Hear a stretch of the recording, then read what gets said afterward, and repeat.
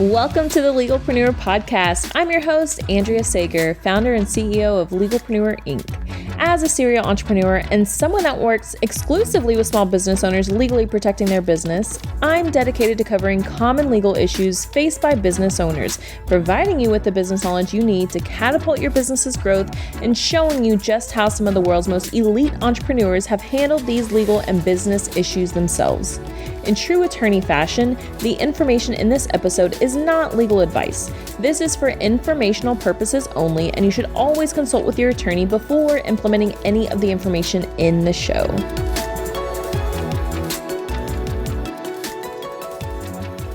Hello there. Well, welcome back to another episode of the Legalpreneur Podcast. I'm really excited about today's episode because we're going to be talking about personal brands, and I never thought I would be teaching people about personal brands. And just because I'm doing this podcast episode, in no way do I think I'm this huge expert about creating a personal brand, but I've actually had several people ask me about it lately. And so I thought, hey, maybe this is actually something that I can teach on and help the audience here. So building a personal brand. First of all, what is a personal brand? I know for those listening, you're basically all business owners, but even for employees, if you are an employee, I am seeing more and more people and experts encourage employees to create a personal brand because number one, it's allowing you to create a community, build an audience, and you never know when that's going to benefit you as far as getting the next job that you need or to just pivot into entrepreneurship. So a personal brand is how the public perceives you. What do people think when they think of you? You can get you need to be very, very intentional in creating a personal brand and think about, what do I actually want to be known for? What kind of legacy do I want to leave behind? What do I want people to think about when they think of me? And that's how you're going to get started building your personal brand. Is what do you want to be known for? When creating this brand, you want to know, how can I add value? If you're wondering, oh, what should I be known for? Just think about, what can you add value on? How can you create value for other people? Do you have an expertise? Are you, a subject matter expert on something? And even if you are, that may not actually be what you want to be known for. Maybe you've been a lawyer your whole life and now you want to be known as mom that created this rockin' side hustle. That way you can eventually teach other moms, maybe create courses or offerings around how other moms can make money on the side with a side hustle. So just because you're an expert in something, that may not mean that's what you want to be known for. So they could be exclusive of each other. Now, when thinking about what you want to be known for, if the end goal of your personal brand is monetizing, if you want to be able to create courses or write a book or make money off of your personal brand, you need to make sure there is an end game.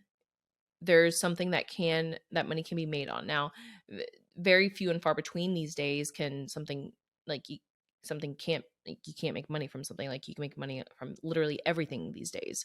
So that shouldn't be too hard, making sure that you can make money. But if basically you want to make sure it's scalable. If you want to teach to moms that bowled in college and now are entrepreneurs in the hairstylist space, like, that's going to be very limited. Now, I'm just thinking of random stuff over here. I bowled in college. So did Kayla, my COO. She's a professional bowler. But I'm just trying to get some examples out there because I know people say the riches are in the niches, but you also got to make sure your niche is big enough. So don't get too granular because you may not be able to reach that many people. The other thing you have to think about when creating this personal brand is, who do you want to reach? So if you want to reach single dads, then you probably don't want to talk about your period. I know a lot of guys are just like, oh my gosh, I don't want to talk about periods, but that actually may be helpful if they have daughters. But anyways, I'm just saying, like, if what you want to talk about, what you want to be known for, make sure that can reach the people you want to reach, the audience that you want to build. Make sure what you want to be known for will reach those people. So make sure it's related. If you want to reach a certain gender, make sure you're speaking to things that will attract that gender. So when building a personal brand,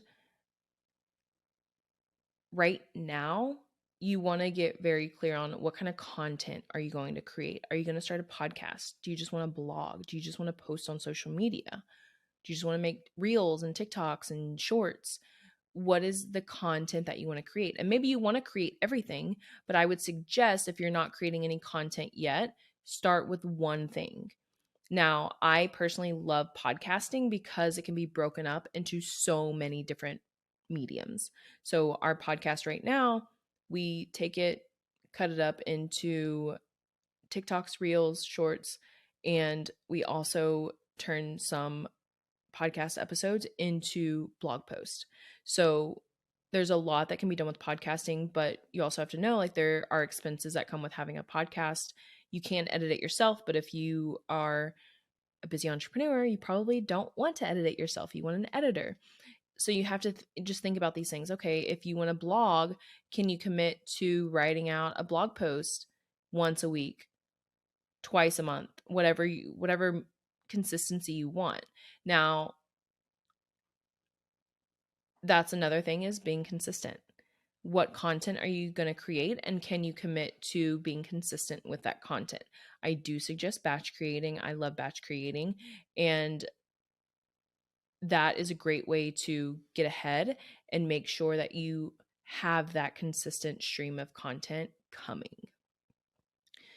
And when creating a personal brand, I don't suggest from day one trying to make money from it. Like, I'm not saying like absolutely don't make money, but I would just first focus on creating value, adding value to your audience, and trying to build that audience. Because when you build an audience that you're adding value to, eventually they're going to be so hungry for what you have to offer. When you offer something, it's going to be that much easier to sell to them. So at the beginning, I always suggest just work on creating that audience, building that audience, adding value, creating quality content. And then create your offer, sell it. There you go. And that is a very, very simplified version. So don't think it's that easy, because it's not. But definitely, if you are somebody that's been thinking about creating a personal brand, do it. Just get started. If you're wondering, like, what do I even talk about? What do you know? Like, what do you know?